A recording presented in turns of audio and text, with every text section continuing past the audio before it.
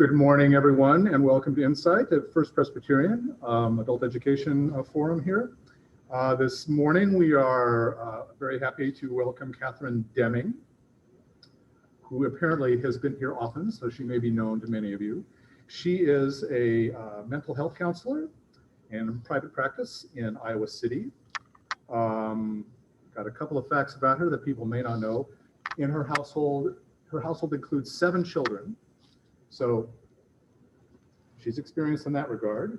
She is also a member of St. Thomas More Parish Catholic Church in Iowa City, and is also a practicing Buddhist, or I'm not quite sure what that means, but she has affiliations with the Buddhist community in Iowa City also. So welcome, Catherine. Thank you. Oh, and her topic is grief and life changes. Sorry, I should have had that. Okay. So, hi. I'm very happy to be here. I'm very happy to be here. And well, can't hear.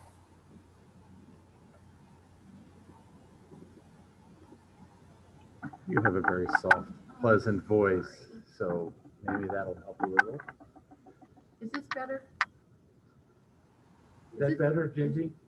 I'm very She's soft-spoken, but we can't hear very well. Okay, well, I then am going to speak to the back of the room. Okay.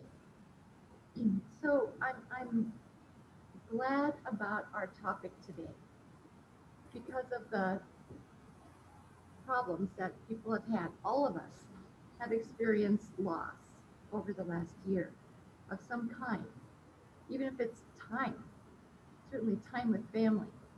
And so this is grief and life changes. And so grief, usually we think of as dealing with the death, but there are many ways to grieve, and certainly some of them that I'm going to name are the pandemic. Like, we've all experienced that, but we've experienced it in different ways. And the derecho, same thing. And then, some of us have experienced divorce or betrayal or estrangement with friends or family. A lot of things we could name that cause grief. And today, actually, I would like to be able to talk about what you want to talk about, and not just what's in front of me here. So as we go through this, I'd like to have you participate with me, and then we have more of a conversation. And I certainly want to hear about the kinds of things that you're thinking right now that have come up for you in terms of grief and loss. And I'll give opportunities for those kinds of things. So at any point, if you want to join in, you just do, okay? Or if you feel better, you can raise your hand. Or anyone from the audience as well. That would be good. I mean from the Zoom.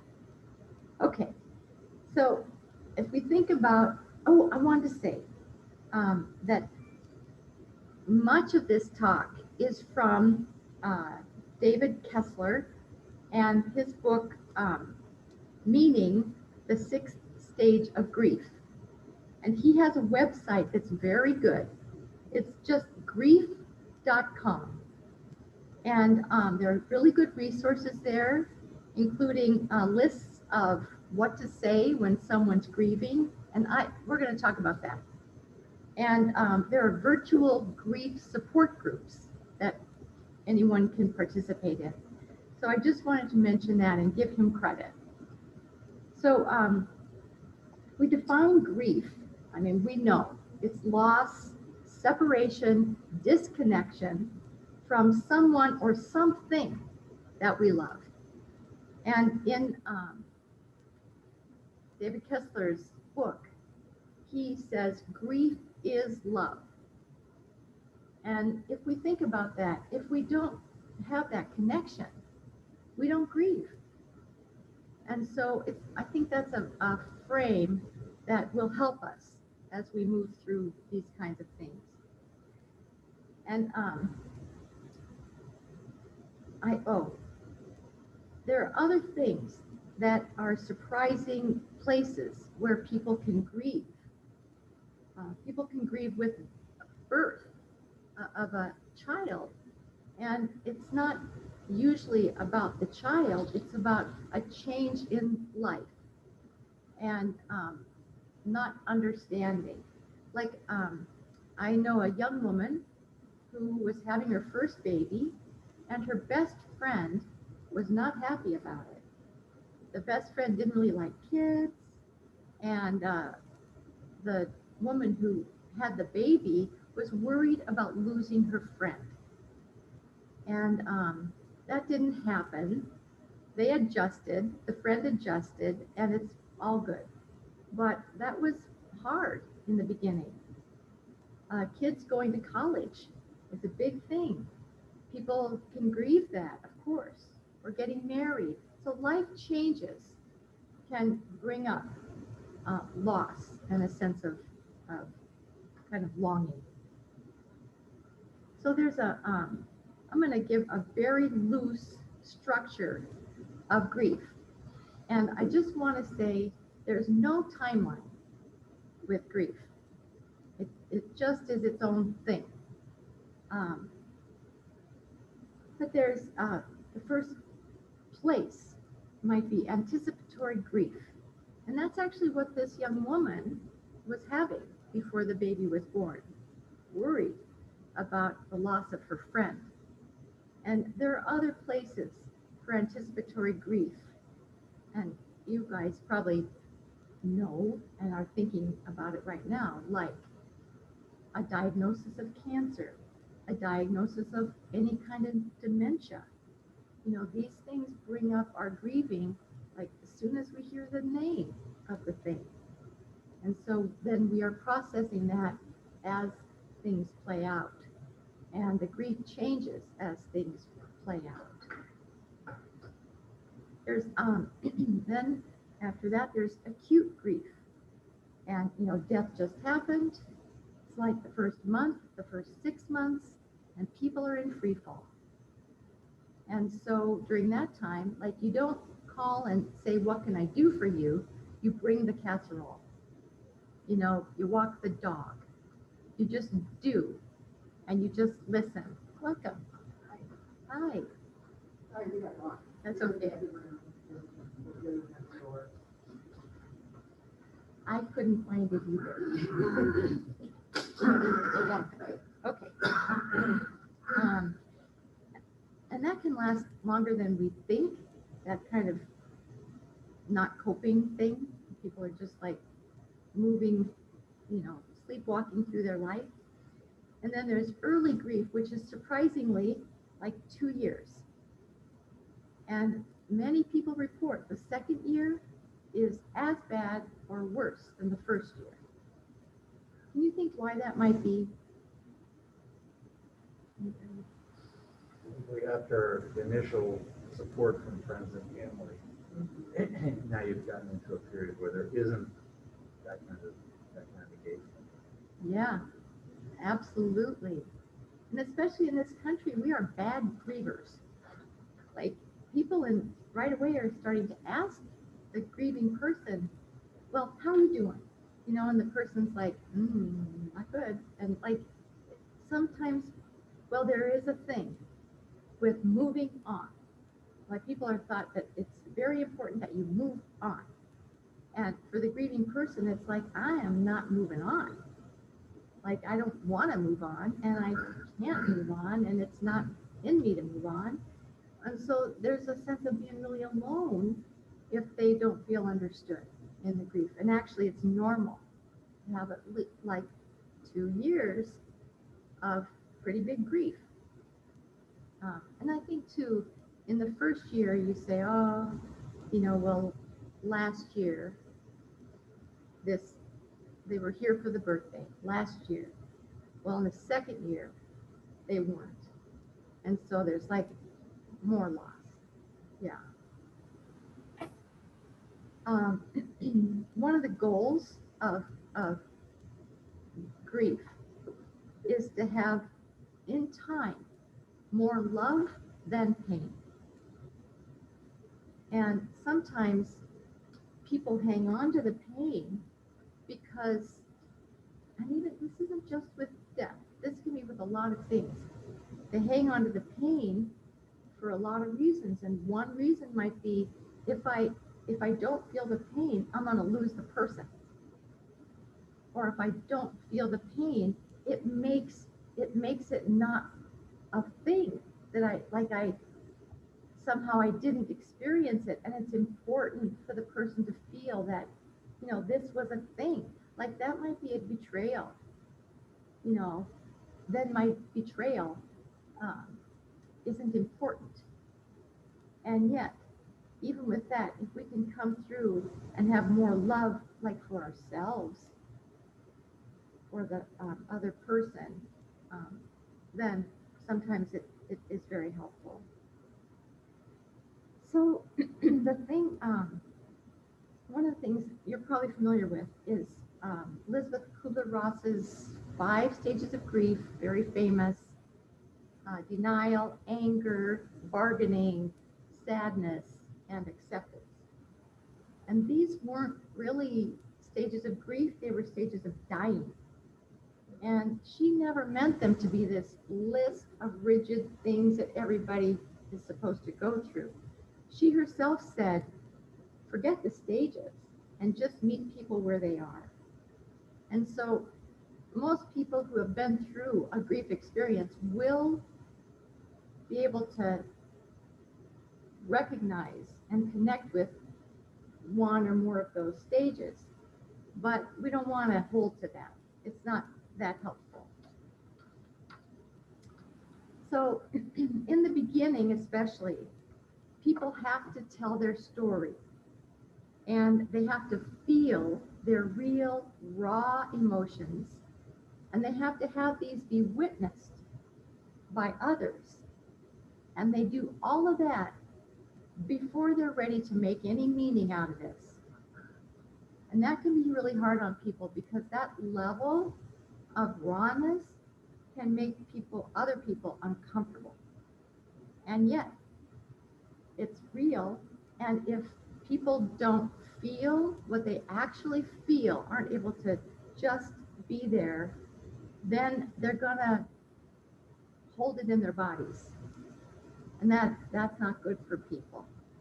And so I'm going to say that again. They have to tell the story, their story, as they experience it, feel their real raw emotions, and have those be witnessed. And one of the things that we can say is, you can't heal until you feel. And it's a hard thing sometimes. So here's the thing. What can we do to help, and what doesn't help? So this is the list from that website. These are the 10 worst things to say to someone in grief. And I'm going to ask why this is a problem. And the very first one, I swear to God, I have done. Now, I didn't do the second half of the sentence, thank God, but I know I said the first half. So the first one that you don't say is, at least she lived a long life. Many people die young. Oh my God. So why is that a problem? Anybody? Well, life is life. Loss is a loss. Doesn't matter how much time we were around. Who's an entrance versus a dear parent. Exactly. And I know, like, this is, people doing this are trying to bring some kind of meaning to the thing and kind of make a person feel better, which they don't want to feel better. They want to feel what they feel, and you're right, it doesn't matter. Like, old or young, so bad. Okay. And so if you have a parent that be 90, it hurts just as bad. And even if they just live to be 50, from your perspective, it doesn't matter. But people kind of live, the gravity of it's still profound. It is profound. Yeah, 50 or 90. It's like at 90, it wasn't long enough. Yeah, absolutely. Go ahead. Well, my mom passed away last fall, 90. But when somebody said that to me, that wouldn't bother me because she did live a longer life. And, you know, she was starting to decline to some degree. And COVID's what got her, but yeah. But, you know, in a way, it's like she went out on her terms because she refused to go on the ventilator or something like that. So I took some solace in the fact that she kind of, I don't know, in my rationale, she went out on top kind of because she was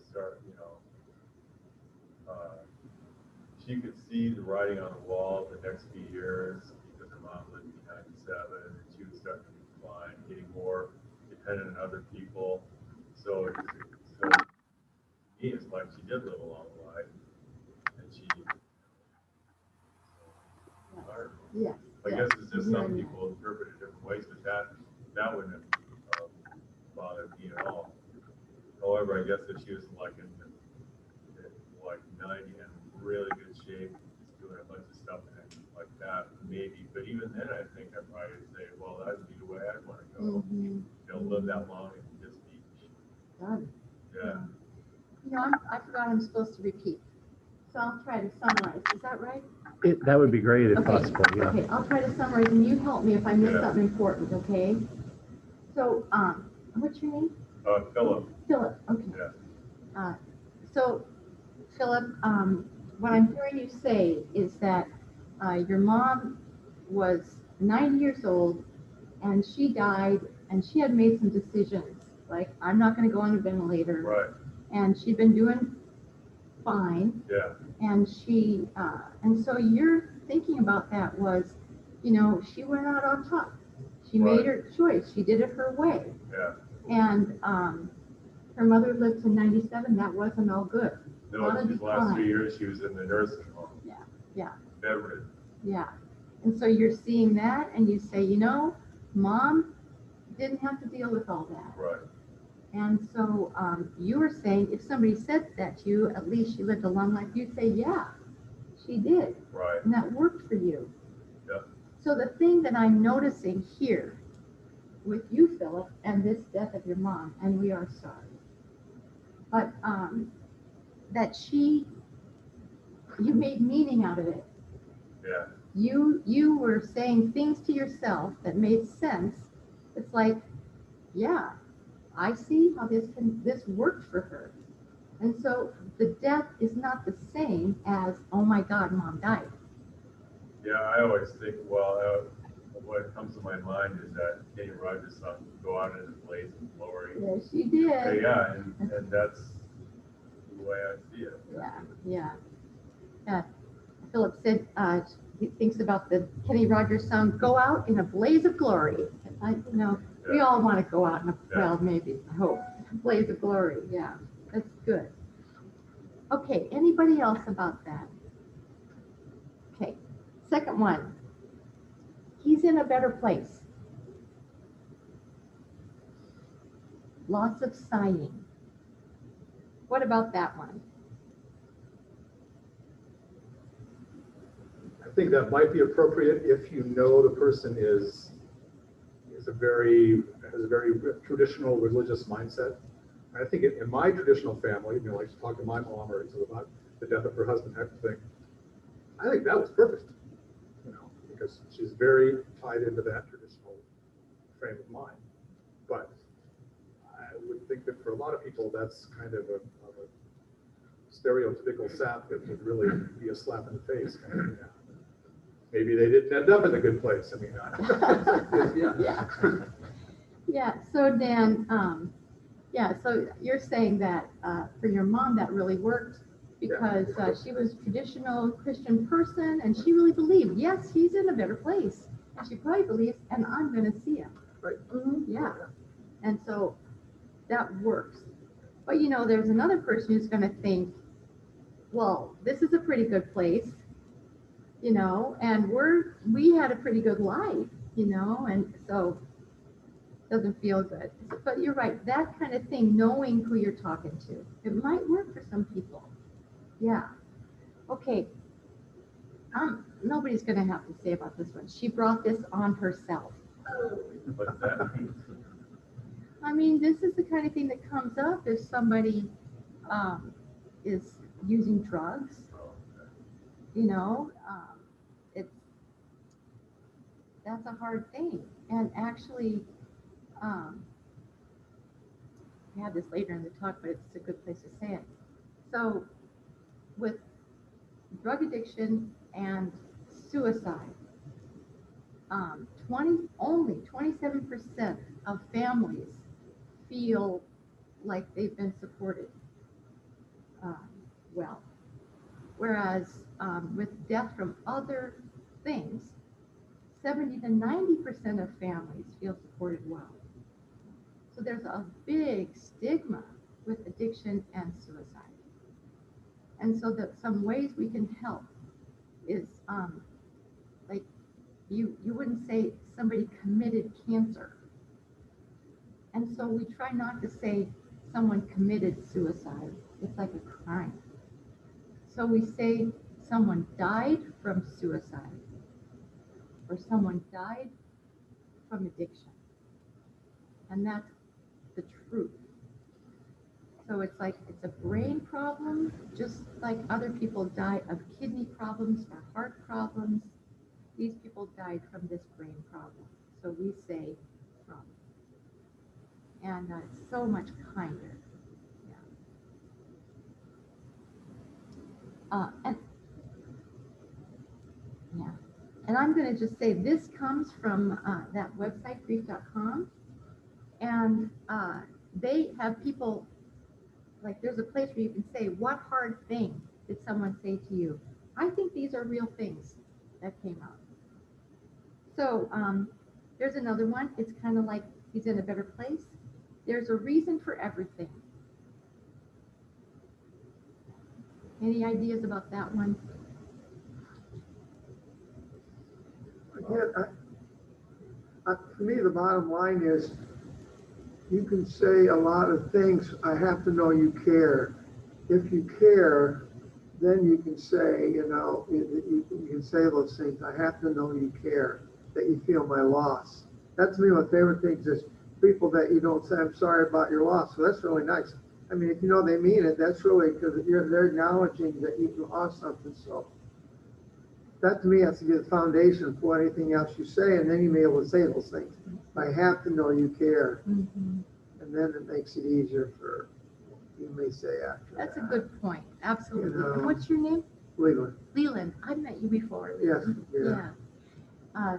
So Leland's saying it's one thing that somebody could say, there's a reason for everything, but before he is willing to take it in, he wants to feel that that person cares. If that, what I'm intuiting about what you say is a person can say a lot of things if they care. Yes. Yeah.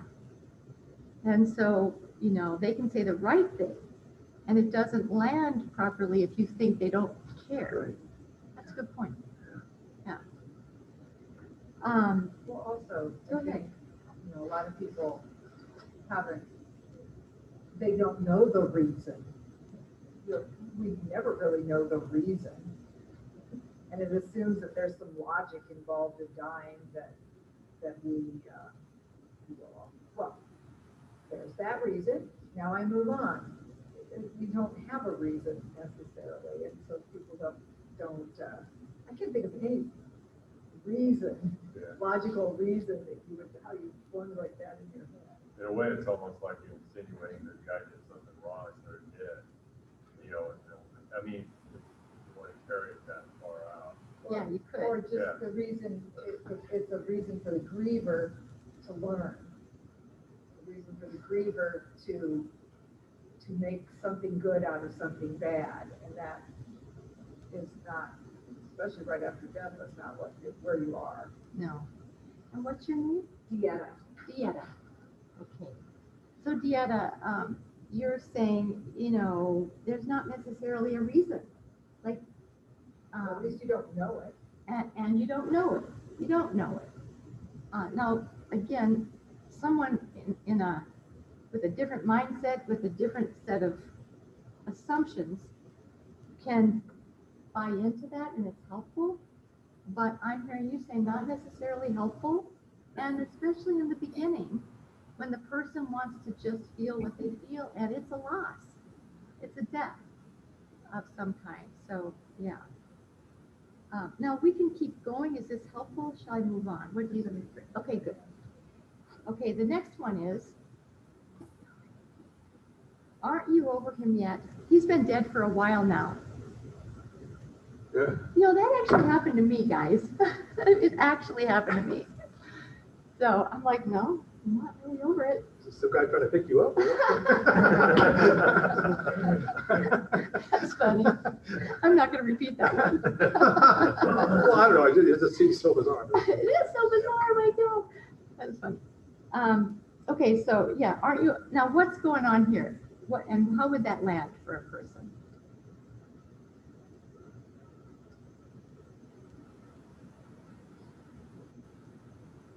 Rude. It's hard, isn't it? It's hard. Yeah, it's hard. Rude, Dan says, yeah. I know, for me, when it happened to me, it was like, I don't know, like I swear, like an arrow in my heart, like, oh my God, like, ooh. But you know, this person didn't mean that. And that's the thing that we all hold, I know you hold, which is people are trying to help, but this isn't that helpful. Still, they're trying. Yeah, that sounds like more of like something you say to somebody who broke up with, like a bad relationship with somebody, and you know, like you might say to your kid, and they're still pining for somebody that was a jerk to them or something, and they broke up, and I'd say, I don't get over that guy yet. He's an idiot. Yeah. Okay, so Philip's saying this is kind of like when your kid's dating someone who's not nice to them and not getting over it, and you say, he's saying, he might tell his child, aren't you getting over that person? He was an idiot. Like, yeah. Not trying to put it in a frame. Right. Yeah. Okay. Next one. This is really hard too. You can have another child.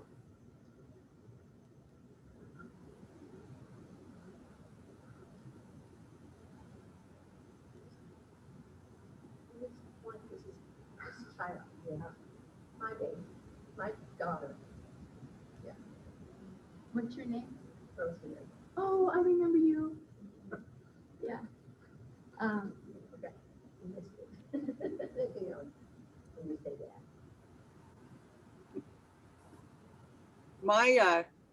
I'm over here. Oh, I don't know where.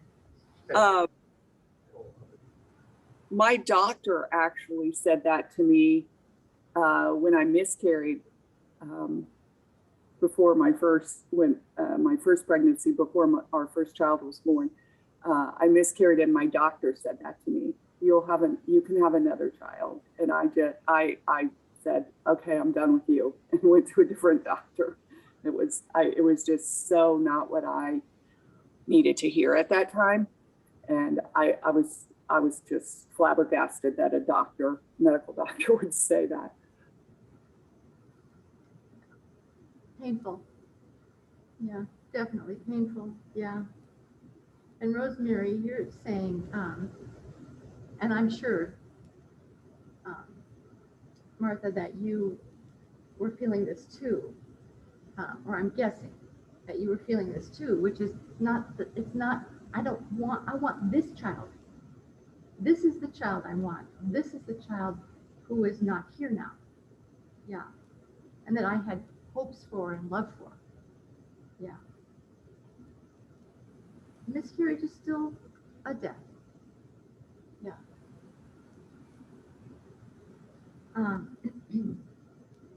The next one is, she that last one was hard, wasn't it? Ooh. Okay. She was such a good person, God wanted her to be with him.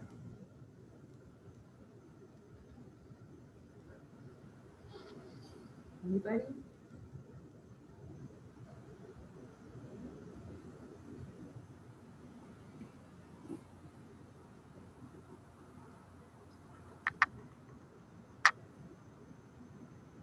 Go ahead, Matt. Well, it makes an assumption about the person's religious thought.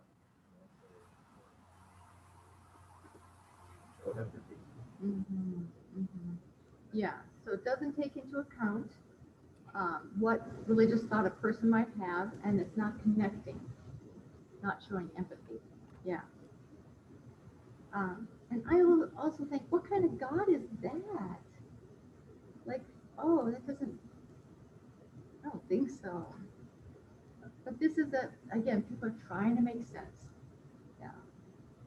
Okay, this one is common. I know how you feel. You want to say something, Rosemary? Well, that's not really true. Nobody knows how you feel, you know. Yeah. So Rosemary says, that's not really true. Yeah, you don't know how the person feels. Definitely. It kind of makes sense if you're having a conversation about how we have mutual experiences kind of thing.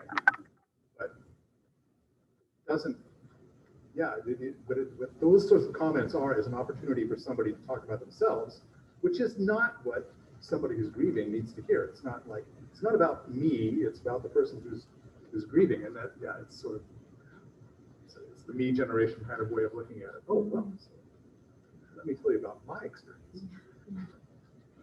Yeah.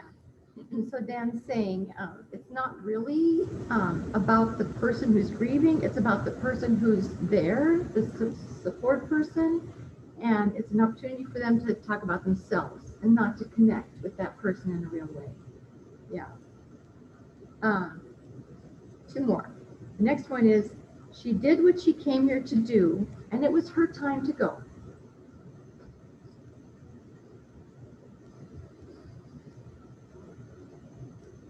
Another logic-based one.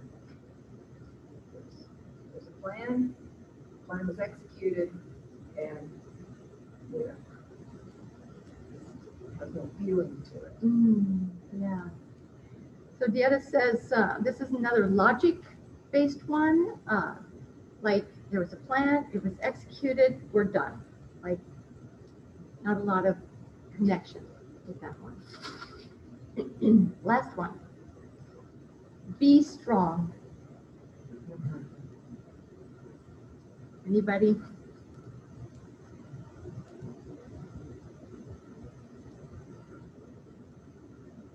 So, how to be strong? How do you get emotional strength? You can't exercise your emotional muscles necessarily. So Dieta says, well, what if the person doesn't know how to be strong? She says, you can't exercise your emotional muscles. That's a quote. Yeah, and the person doesn't, I mean, honestly, at this point, when you are so much in grief, they don't want to be strong. They are broken and they want to be broken. Not like bad want to be, but they want to be real. And that's what it feels like, or shattered. And if you say be strong, then they're not shattered. And it's like a weird disconnect with where they are. And actually, this kind of thing, these things that we've said today, tend to be a disconnect rather than a connection. And the person's trying to do the right thing, but the griever is like, I'm not feeling connected. So, okay. I'm gonna hit that one on parents, because I know with my parents, it's time to go. Maybe it wasn't. How do you know? I wonder. There's so many gray areas, you know, at the end of life situations that there's no book for it. And there's decisions made, and should I have done it differently? Should I have done it earlier? Should I have not done anything? Did we make the wrong decision? And it's easy to say, I don't know if it was time to go, if we'd done some things differently. So that assumption is not true that people make all the time. The assumption that, tell me the It assumption was that. time to go. Maybe it wasn't. Oh, right, Maybe it wasn't. right. Because you don't know. You make decisions. Should have we done this, done that? Then we not. I'm just saying it really is complicated, and we're not alone. You can second guess yourself for a number of reasons. Yeah, so Leland, your idea with this, like, is there time to go? That's not clear. Right. And it's really complicated. And actually, sometimes that point feels really bad because you're carrying some burdens about that. Like the time to go thing, like if there were decisions made and you don't feel clear about that, or there's so much lack of clarity. There's so much of this. Yeah, so that can really not feel good. Yeah. Okay, now I'm just going to read the whole list of the best things to say to someone in grief. And then we'll just talk a little bit about that.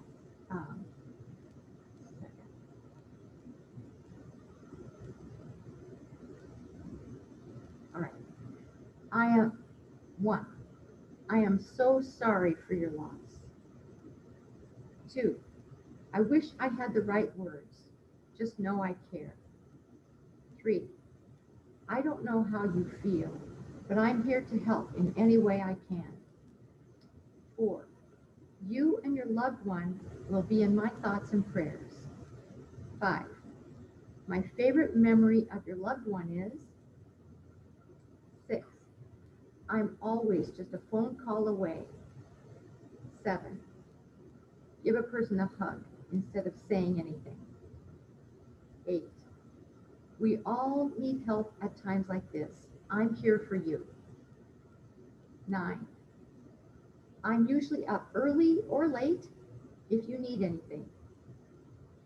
10, say nothing, just be with the person. So, what do you notice about that list?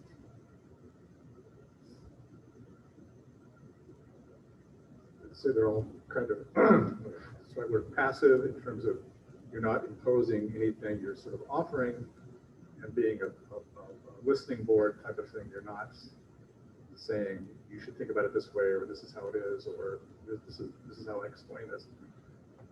I was trying to rate them in my mind. So, or is this supposed to be the best or the worst, or the worst and the best? Yeah, but I think they're all okay. Yeah, they're all okay. They Right. should be okay. Exactly. Yeah. I think of the word support. Yeah, these are supportive. Right. And I like the word passive with this. Like passive and kind of open to helpfulness. Yeah. Anybody else?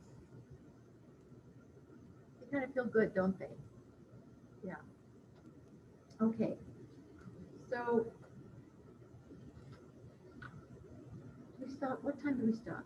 Well, probably 5 or 6 minutes, really. Dang. Sorry. That's okay. No, this is good. This is important. So I'm gonna.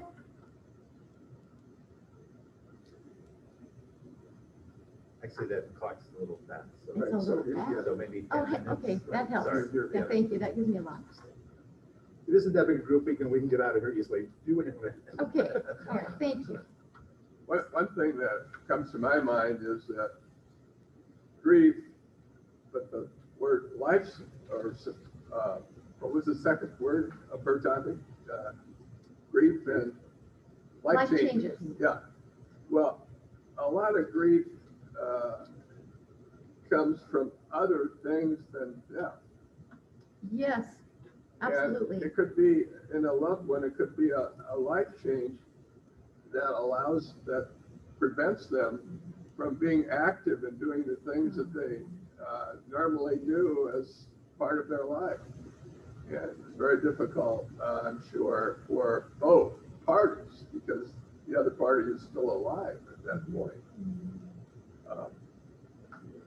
So the other thing that I was thinking about is that it could be the life change in the person that is, I mean, let's say you're not able to support that other person as well as you have in the past. So the grief is about your inability. Hmm. Yeah, that's, Ron, so important. So Ron's saying, you know, there are lots of other ways to grieve or reasons to grieve. Like you can be with a person and things happen, whatever happens, it could be age or illness or whatever, and this person you're with could not be able to be with you in the same way. They can't do the things they used to do. And so this person is grieving that, and the caregiver is grieving it too for themselves and their relationship. And so they're like two places of grief, and they're different, but they're about the same issue. Yeah, did I get that? Yeah. These are hard things. And there's a lot of grief to be had with all of this, for sure. So I wanted to say, go ahead. Just reminds me, I think your point is very good, Ron, about different life changes. When I was taking care of my mother with dementia, and people would look at me and go, so, but she doesn't know we're here. And I said, well, first of all, I never asked her. She knew who I was. Second of all, it's a privilege to take care of her. I didn't look at it from my loss point of view. It was more like, if she didn't know my name, that's a me thing. I still had my mother. You know, I guess it wasn't, but it is, those life changes, those caregiver changes, or loss of a loved one's capacity are immense. Yeah. So Deetta's saying, you know, when she was caring for her mother with dementia, that someone said to her, "Oh, isn't that hard for you? You don't, your mother doesn't know your name." And Deetta says, "Well, I didn't ask her." But also, Deetta, you were saying that you still had your mother, and that it was a privilege to care for her. And so you weren't thinking about how hard it was for you because that was about you, and you were focused on your mother. Yeah, there's different ways to look at loss.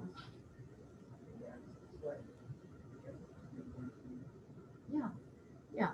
So the comment Deetta's making is there are different ways to look at loss. And actually, that is one of the big points for today, because there are different ways to look at loss. And the way we tell the story is the way we're going to grieve and the way we're going to get through it.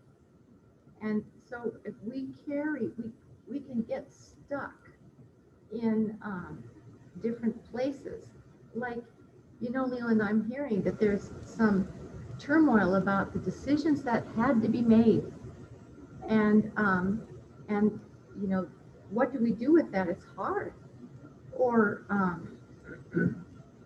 making decisions about the person who we're with when we can't care for them in the same way. That's what you were saying, Ron. You can have a grief about that. Like, I can't do what I had been doing, or I can't do what this person needs, and I love this person. And so we come up with ways to understand what is happening, and we want to look for the places where we get stuck. And the stuck things are things like, if only I had, fill in the blank, whatever it is, or why. Why never gets an answer that's satisfactory. People tend to ask the why. Over time, you can ask the why, you need to ask the why, but you want to come up with, over time, how. How, with this thing, can I live fully?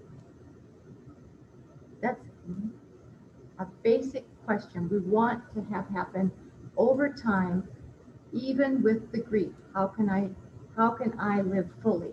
And when we are hanging on to the if only, or I didn't, or I should, or all of that is burden. And we can carry it all our lives. You know, I'm just gonna say this morning, this, I need to go into therapy because of this talk, you guys, because every grief thing I ever experienced is like front and center, you know. And actually, that's a thing, a grief burst, like you're fine, everything's fine. You're in the grocery store, you hear this song, there it is. And when that happens, it's a grief burst, but we want to reframe that, that's a love burst. Because in that moment, you are connected to that person or that loss, you know, and that's important. Grief is important and hard. Yeah. So I was thinking about my dog when I was like 19, and anyway, there were things that happened that he died, and there's nothing I could do, but I still carry like, well, oh, if I had, and I'm going to work with that and just give myself a break, because if I could have, I would have. And that's the truth for all of us. And we don't know, like Leland, with the decisions, we don't have the future to know what is the consequence of what we do. We just do the best we can. And like if you think, well, if I'd gotten that person to the hospital 10 minutes earlier, actually we can think people are in a hospital with nursing and doctor staff and they still die. 10 minutes, probably not. Probably wouldn't have helped. But we're always doing the best we can. And we want to give ourselves grace about that. And the same thing, go ahead. My name's Dave. Hi, Dave. My sister passed away in May. She lived down in Texas, and so she left a husband, my brother-in-law, 2 daughters, and 4 grandkids. And I've always periodically called them on the phone. So how do I support my brother-in-law? Do I talk to him about the grandkids and their sports?